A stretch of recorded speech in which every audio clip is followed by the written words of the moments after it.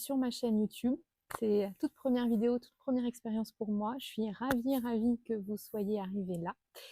J'ai plein de choses à vous partager et je vais essayer de faire ça de manière à peu près coordonnée, construite pour que ça soit intéressant pour vous aussi.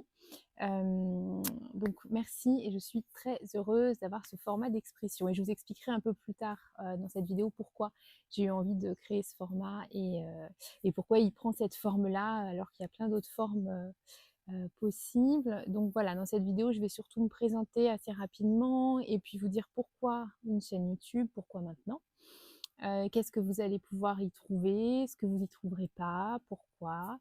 Moi, je suis toujours preneuse de remarques et de suggestions. Donc, si vous, il y a des choses que vous aimeriez y trouver, des sujets, des formats sur lesquels vous voulez qu'on échange, moi, je suis toujours très preneuse et très intéressée par ça. Donc, faut pas hésiter en commentaire ou voilà à me faire toutes ces suggestions. Là, je suis ravie et je suis très preneuse. C'est une toute première vidéo. Donc je prends mes marques au sens propre comme au sens figuré. Je vais essayer de faire une vidéo pas très longue. Et pareil, au niveau du lieu, là je suis dans mon jardin, élément naturel, il y a les canards qui mangent dans le jardin, il y a les oiseaux, la lumière, je sais absolument pas si c'est un bon format, mais je me suis dit c'est mon lieu de vie, mon lieu de travail, ça représente mon quotidien aussi parce que je suis beaucoup dehors pour les cueillettes de plantes. Voilà, on va faire ça un peu de manière assez simple et très à la cool.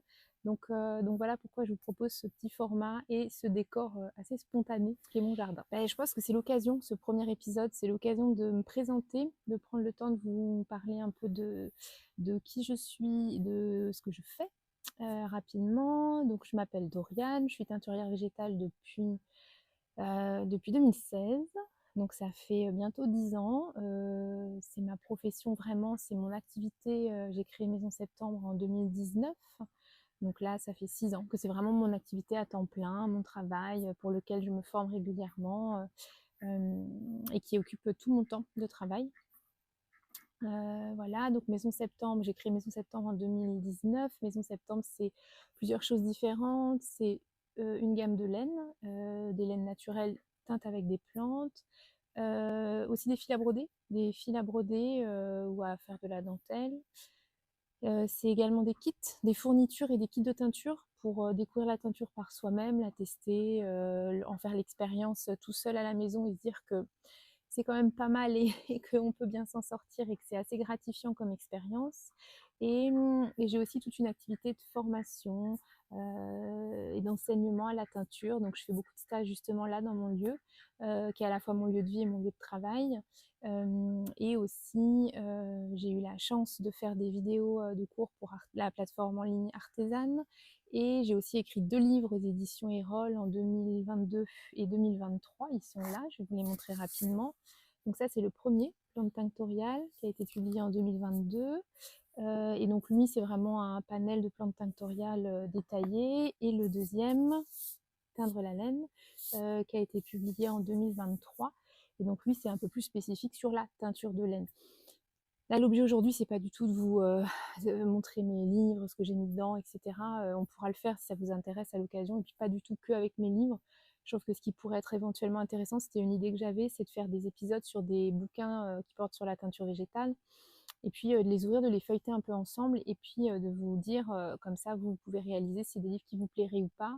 Moi, je peux vous donner un petit avis aussi sur chaque livre, un avis hyper subjectif et juste mon avis, donc qui vaudra pour ce qui vaudra. Mais voilà, parce qu'il y a tellement de publications en teinture végétale ces dernières années que parfois c'est un peu compliqué de s'y retrouver dans cette multiplicité de publications. Donc c'est une idée d'épisode à garder pour plus tard si éventuellement c'est des choses qui peuvent vous intéresser. Donc voilà, par rapport à Maison Septembre, il y a ces 3 axes principaux: la laine à tricoter, fil à broder, les kits de teinture et puis toute l'activité de stage, de formation, d'écriture de bouquins. J'ai fait des e-books, enfin, voilà, plein de choses autour de ça. Moi, j'ai une approche de la teinture végétale qui est assez raisonnée, qui est vraiment locale et qui est saisonnière aussi. C'est-à-dire que comme je travaille beaucoup à partir de cueillettes, et ben nécessairement il y a des saisons de l'année où il y a moins de choses à cueillir et où il y a une approche vraiment un peu différente. C'est pas un hasard si là, ce podcast, je le tourne, on est le 13 janvier.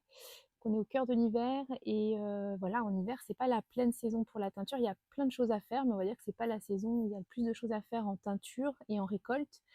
Donc il y a cette saisonnalité d'un cycle d'hiver où on est un peu plus sur des projets au long cours. Moi, c'est là que j'écris en général quand j'écris des bouquins, c'est sur cette saison-là, où là, lancer enfin le podcast, c'est à ces saisons-là.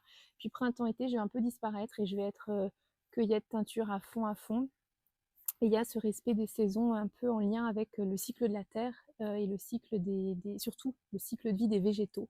En fonction des saisons, on récolte telle ou telle chose, c'est logique et c'est le même cycle que la nature. Et là, j'observe mes canards qui se font, qui picorent dans ce qui reste du potager.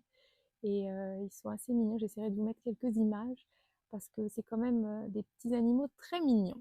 Voilà, je voulais continuer aussi sur la raison pour laquelle j'ai créé Maison Septembre. Je ne suis pas teinturière de formation.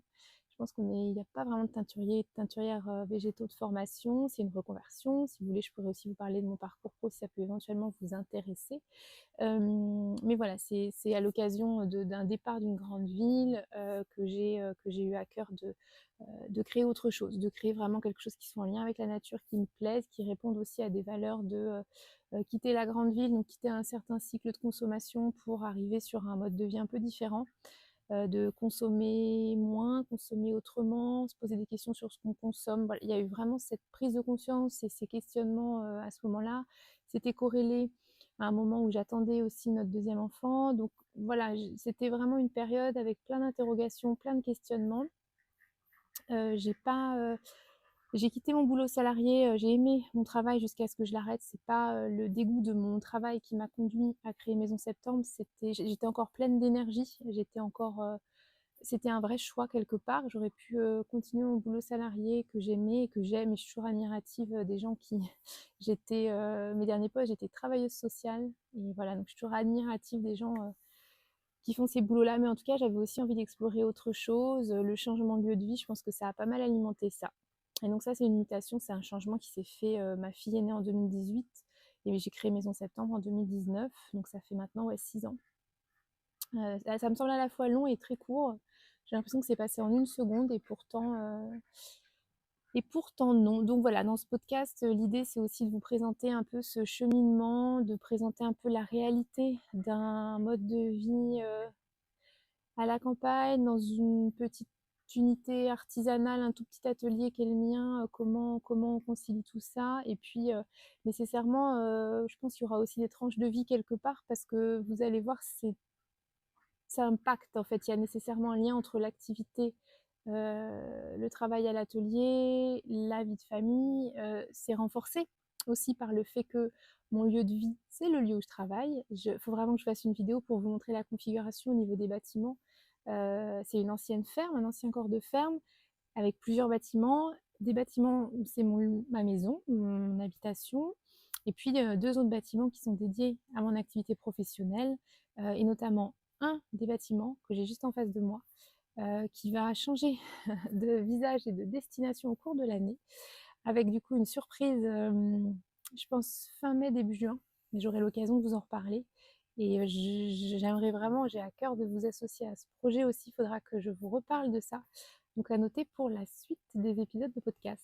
Et dans la présentation, comme je suis un peu au fil de l'eau, j'ai pas forcément fait un détail, un déroulé détaillé du podcast. Je le ferai peut-être les prochaines fois quand je m'améliorerai là-dessus. Donc au niveau de mon âge, j'ai 38 ans et j'ai 3 enfants. J'ai une grande fille qui a 11 ans, qui est au collège, une petite fille petite moyenne qui a 8 ans, qui aura 8 ans en février, et mon petit garçon, Lucien, qui a 10 mois. C'est un bébé qui a fêté ses 10 mois il y a quelques jours et qui est un gros poupon. Et c'est aussi pour ça que l'année 2025 a été un peu coupée, parce que je me suis arrêtée de travailler pendant plus de 6 mois pour l'accueillir, pour prendre le temps de l'accueillir dans la famille, de nous installer dans cette vie à 5. Voilà, donc on vit tous les 5 à la campagne. J'habite en Anjou, au sud-est d'Angers. C'est une région entre bord de Loire et vigne. C'est vraiment ce paysage mixte, un peu vallonné pour la vigne, enfin plus des coteaux que vallonné. Et puis bord de fleuve, donc la Loire, c'est un fleuve qui est majestueux, moi que je connaissais pas. Je suis pas du tout originaire de cette région.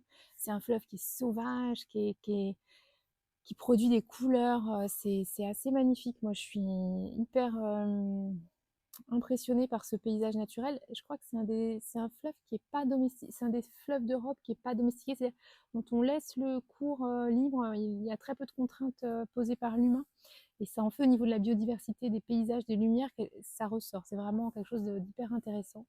Et j'aimerais bien, pourquoi pas aussi vous montrer des images de ce lieu de vie que moi j'affectionne et que j'ai la chance de voir chaque jour. Concernant la teinture végétale, qui est vraiment le cœur de mon activité, qui est ce que j'adore faire, ce que je pratique plus de 20 heures par semaine minimum chaque semaine, je suis venue à la teinture végétale il y a très longtemps et quand je dois essayer de me dire, me souvenir qu'est-ce qui m'y a emmené, qu'est-ce qui m'y a conduite, j'ai pas le souvenir d'y être arrivée. J'ai le souvenir d'avoir toujours plus ou moins pratiqué ça, mais alors pas du tout de manière professionnelle, pas sur des textiles, pas de manière ordonnée, etc.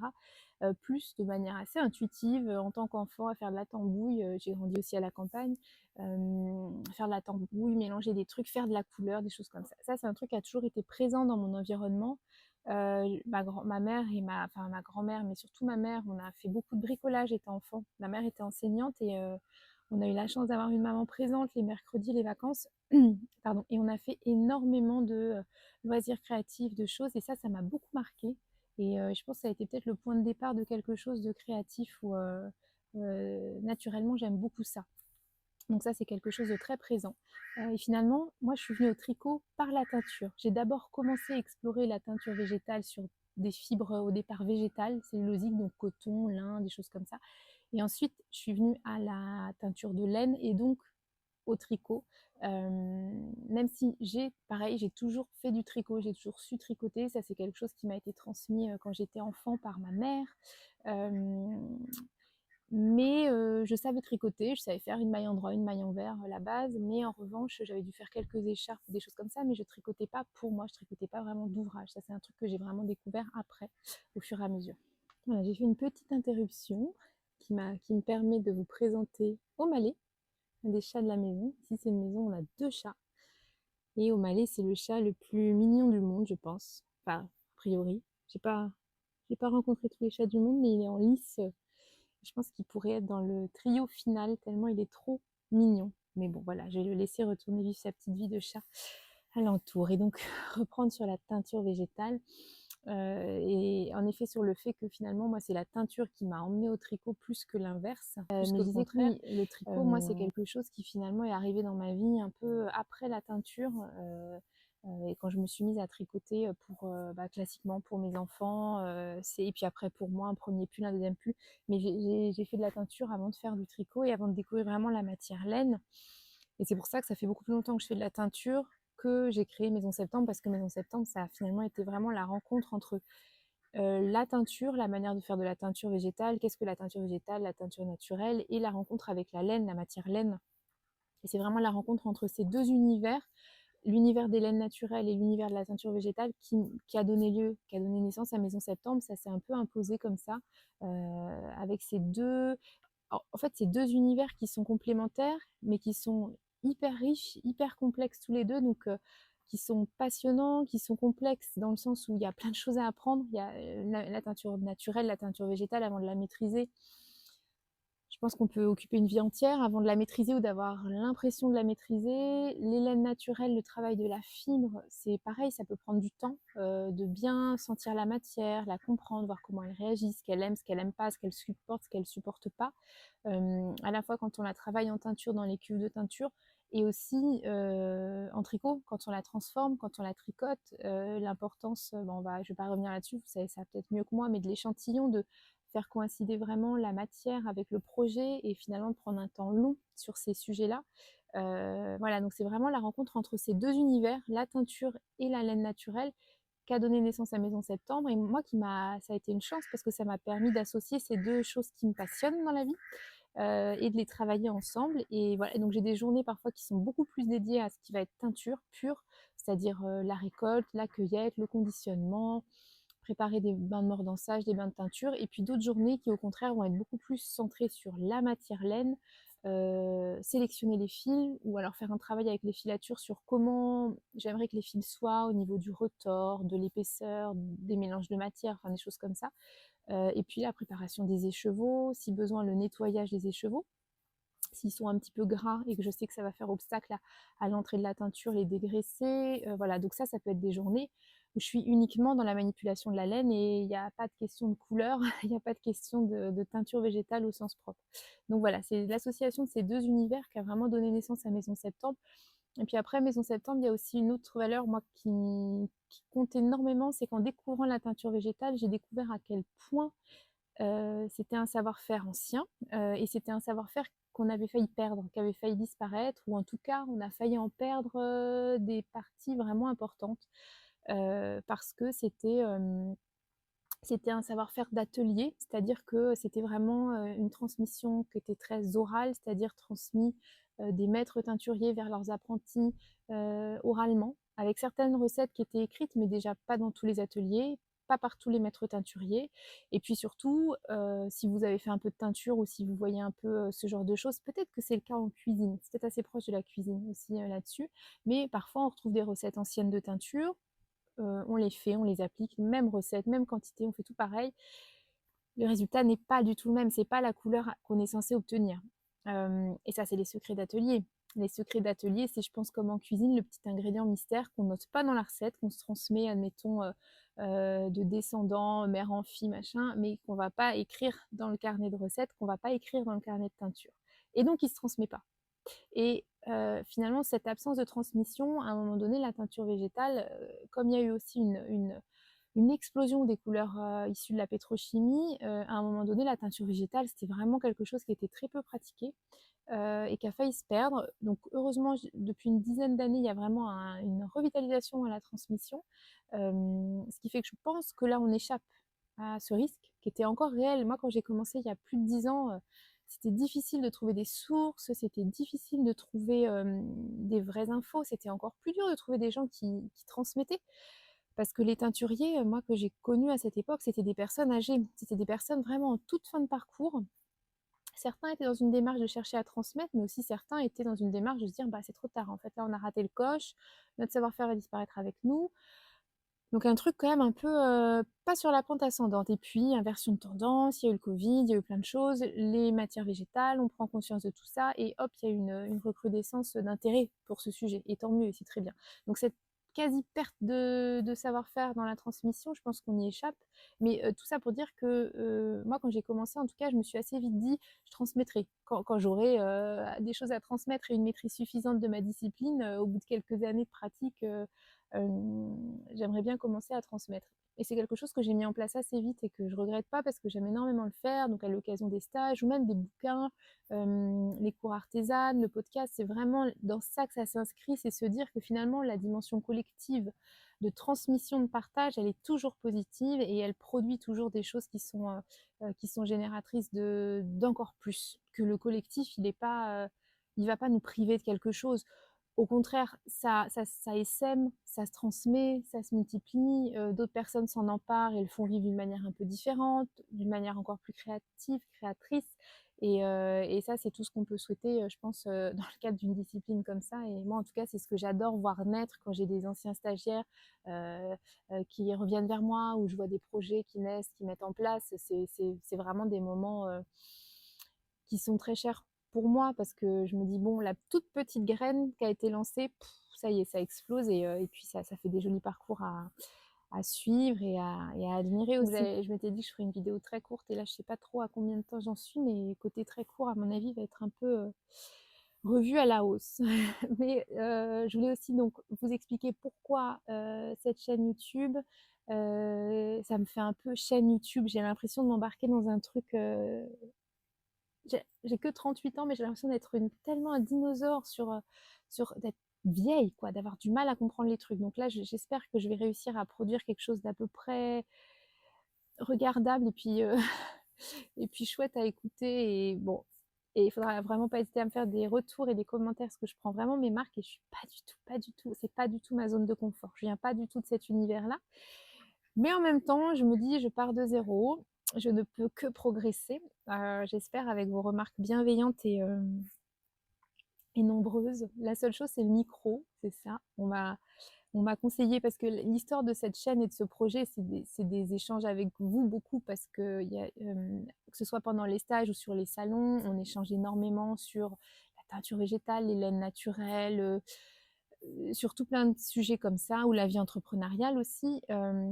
Et finalement, il y a aussi pas mal de frustration parfois parce que sur les salons ou dans des moments où on se croise, j'ai pas une disponibilité énorme, ou alors quelques minutes que je vole par-ci par-là, mais bon, c'est jamais évident. Et c'était un peu ça ce projet, de se dire mais il faut parler, il faut poser les choses, il faut prendre un temps long pour aborder certains sujets qui sont un peu complexes ou juste tellement intéressants qu'en fait on a envie d'y passer, de pouvoir en parler pendant longtemps. Et du coup, c'est aussi un peu pour ça que vous m'avez soufflé ce projet de chaîne YouTube. Moi aussi, j'y pensais parce que je regarde des podcasts et puis j'adore ce format. Je trouve que c'est trop bien. On peut les regarder ou les écouter en faisant autre chose.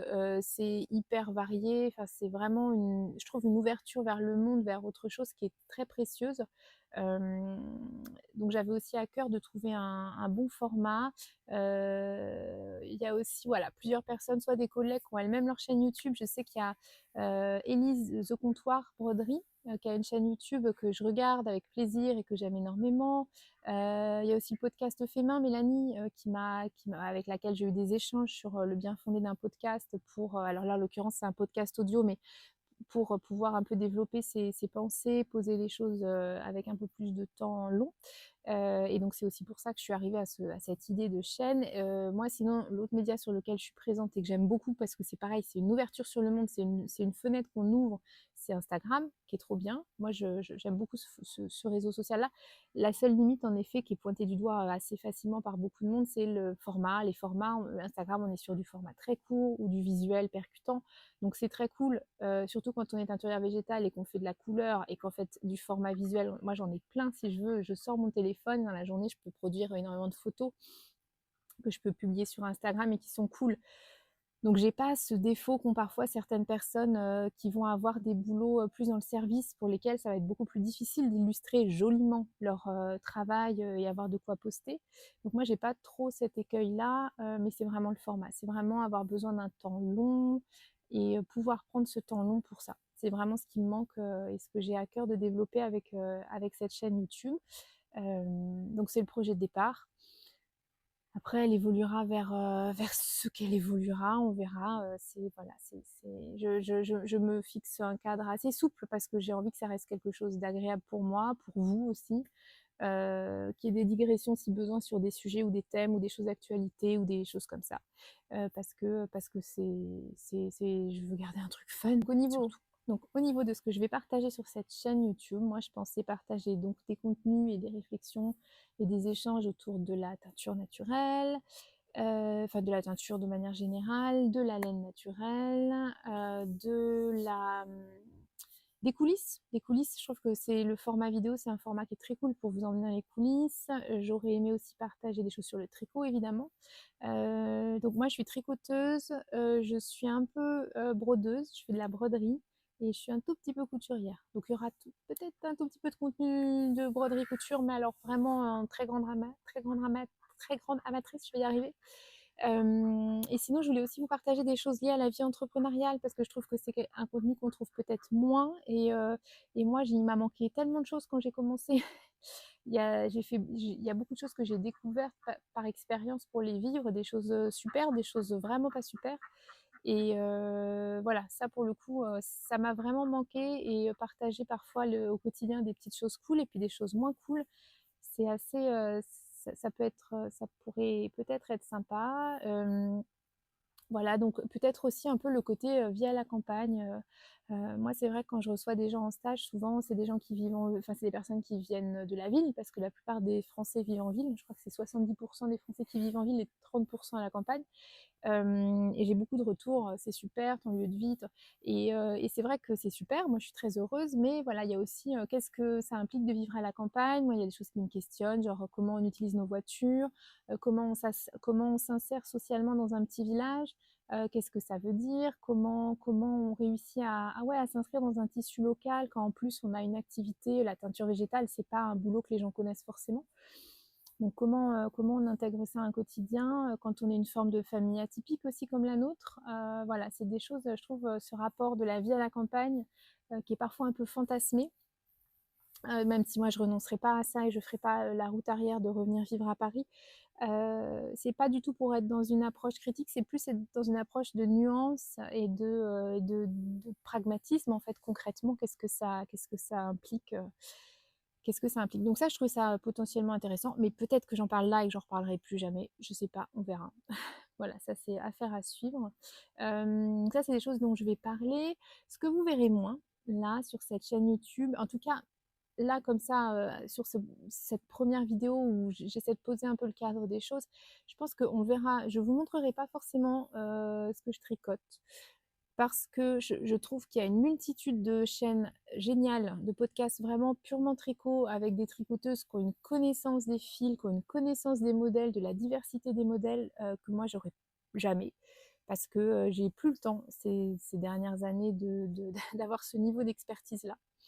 Moi, mon tricot, le tricot que je fais, c'est vraiment un tricot quotidien, c'est un tricot assez utilitaire. Moi, dans ce que je tricote, c'est beaucoup de choses pour mes enfants. Alors, ça dépend, parce qu'en effet, avec l'âge qu'elles ont et le petit, ça va encore, mais on arrive à un âge où les enfants ne portent plus ce qu'on leur tricote, mais j'ai encore cet espoir. Et là, comme j'ai un bébé qui a 10 mois, je sais que j'ai encore peut-être 2 ans devant moi où je peux tricoter et lui faire porter ce que je tricote, parce que je vais décider de comment il s'habille, normalement. Il se laisse faire encore. Euh, mais sinon, voilà, ce rapport au tricot, pour moi, il est très quotidien, il est très familial et assez intime, finalement. Donc ça, je ne sais pas dans quelle mesure je vais partager ça. En revanche, je cherchais aussi une manière de mettre à l'honneur les personnes qui tricotent pour moi, parce que comme j'ai assez peu de temps et je cours après le temps en permanence, et surtout parce que pour moi, le tricot, il faut que ça reste comme j'ai la... Comment expliquer les choses? Comme au quotidien, j'ai vraiment les mains dans la laine, je travaille cette matière toute la journée. Moi, le rapport que j'ai quand je la tricote, j'ai vraiment sanctuarisé le fait que je veux que ça reste un plaisir, un vrai plaisir. C'est-à-dire, je vais avoir aucune pression sur le modèle que je tricote parce qu'il est à la mode, parce que sur la couleur, sur la texture. Je veux vraiment tricoter des choses qui me plaisent, qui me parlent et que je prends un plaisir infini à tricoter. Et pour ça, finalement, je garde un peu ça dans l'ombre parce que c'est ma partie intime aussi. Et que je veux conserver cette partie plaisir à tout prix, la dissocier complètement d'une approche commerciale, d'une approche de boulot. Voilà, c'est vraiment deux univers différents. Mais en revanche, les tricots, moi, que je veux mettre à l'honneur, et les tricoteuses que je veux mettre à l'honneur, c'est les personnes qui me prêtent leurs aiguilles. C'est toutes les tricoteuses qui tricotent tous les modèles d'exposition que j'ai, et j'en ai beaucoup maintenant, et je les en remercie. Et donc là, par exemple, aujourd'hui, le pull que je porte, je ne l'ai pas tricoté. C'est une personne qui s'appelle Elena, qui l'a tricoté pour moi. C'est le modèle Jean-Hugues d'Aurélie Lapoule, qui est absolument merveilleux. Alors, il est merveilleux d'après Elena, il est chouette à tricoter. Et puis j'ai lu le patron et je pense que c'est un tricot. C'est pas le tricot zéro cerveau où on s'ennuie. Il n'y a pas de difficulté forcément d'en faire. En revanche, il y a vraiment une acuité, une vigilance au point qu'on fait. Et surtout, mais c'est à porter, c'est un régal parce qu'il a des manches qui sont pas franchement. Elles ont une forme chauve-souris, mais elles le sont pas tant que ça. Euh, Elles sont quand même resserrées au bout, donc ça veut dire que c'est des manches qui sont vivables au quotidien. Quand on relève la manche, elle va pas retomber, elle tient bien. Donc pour faire des activités, des choses comme ça, moi c'est des choses que je regarde tout de suite pour travailler à l'atelier. Il faut vraiment que mes manches, quand je les relève, elles tiennent, parce que sinon elles tombent et je finis la journée avec l'avant-bras mouillé, ce qui est absolument désagréable et puis qui abîme la laine. Donc ce modèle, il est absolument magnifique. Il est au niveau de la texture, du point, de la variété, c'est un régal à porter. Et la laine, c'est une laine Deka. C'est un mérinos, Deka, mérinos naturel, non superwash, qui est en test actuellement. Je le teste donc à la fois au niveau des coloris et de la manière dont il tient une fois tricoté. Donc là, je porte un peu un pull que je teste, c'est-à-dire que je le porte dans ma vie quotidienne, je le porte pour travailler à l'atelier, je le porte voilà, pour voir comment la laine évolue. C'est des choses que je fais avant de rentrer une base sur la boutique. Je le fais toujours. Je les teste parfois pendant largement 6 mois. Le temps de tricoter plusieurs projets, de les porter au quotidien. J'aime bien tricoter une pièce pour moi et souvent une pièce ou deux pour mes enfants.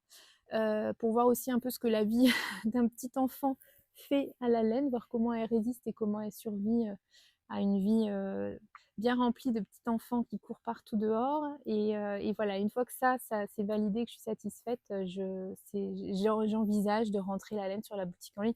Donc là, on est en janvier. Cette laine, je la teste depuis un moment. Voilà, je pense que c'est une laine qui apparaîtra au plus tard à l'automne prochain sur la boutique en ligne et au plus tôt, peut-être un peu avant, au printemps. Je verrai, c'est pas encore calé. Vous allez voir, moi j'ai peu de bases de laine, je travaille peu de nouveaux coloris. Je suis vraiment dans une approche au fil de l'eau, au fur et à mesure, parce que la teinture végétale, c'est une démarche qui est très longue. Donc de fait, tout ce que je fais, c'est assez long, assez lent, mais c'est un rythme qui est aligné sur celui des saisons et moi, ça me va très bien. Mais donc voilà, un peu en primeur, vous avez ce fil sous les yeux. Et du coup, là, ce fil, je voulais le tester aussi sur un modèle avec des dessins particulièrement marqués. Là, il y a des naupes, il y a un peu de torsade, etc. Et il se dessine super bien. C'est plutôt très positif.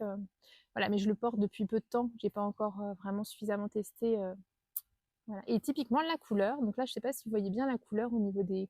Je suis dehors, normalement, je suis en lumière naturelle, mais je sais pas trop ce que ça donne. La couleur, on est dans la couleur typique de la cochenille.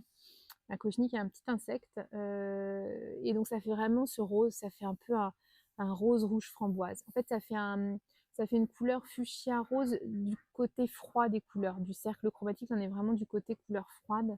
Et c'est vraiment... c'est très lumineux. En fait, c'est une couleur qui est hyper lumineuse et que moi, j'aime beaucoup. Donc, je ne sais pas si en m'approchant, j'arriverai à vous montrer un peu mieux la couleur. Voilà, ça donne ça. Voilà, donc j'ai complètement dérivé de ce que je m'étais dit. Je pense pas avoir fait une vidéo très courte et je pense que j'ai commencé à parler de plein de choses qui étaient pas sur mon tout petit programme que j'avais écrit avant de commencer à tourner. Bon, on va se dire que c'est comme ça. J'espère que vous avez quand même pu suivre le fil de ce que je vous ai dit. Merci beaucoup, merci beaucoup, merci beaucoup parce que c'est aussi grâce à vous hein, que Maison Septembre existe et qu'il y a même cette chaîne YouTube et que j'ose me lancer dans un projet qui est tellement hors de ma zone de confort. Donc grand merci. N'hésitez pas, je crois qu'il faut dire ça, n'hésitez pas à vous abonner à ma chaîne YouTube pour pouvoir suivre un peu tout ce que je vais essayer d'y proposer. J'aimerais avoir un rythme assez régulier. Je sais déjà ce sur quoi portera ma prochaine vidéo. J'aimerais développer quelque chose un peu qui ressemble à un bilan 2025, c'est-à-dire comment s'est passé 2025 à différents niveaux, la teinture, les salons, la vie entrepreneuriale. Et donc, je partagerai ça avec vous la prochaine fois. N'hésitez pas, surtout, et ça c'est vraiment très précieux parce que vous êtes méga experte, beaucoup plus que moi, là-dessus, me dire en commentaire ce qui vous plaît, ce qui vous plaît pas. Voilà, je ne sais pas si je suis hyper adaptée au format vidéo, si voilà, donc vraiment n'hésitez pas à me faire des retours. Moi, je suis très très preneuse. C'est une première. Je sais qu'on ne fait jamais hop le truc du premier coup et c'est trop génial. Donc je sais avoir une marge de progression significative, mais après c'est ce qui me plaît, c'est ce que j'aime. Donc ça, c'est trop bien. Et je sais aussi la bienveillance dont vous faites toujours part. Donc merci beaucoup. Et puis, donc, on se dit à très vite pour une prochaine vidéo sur un bilan 2025 de Maison Septembre. Ciao!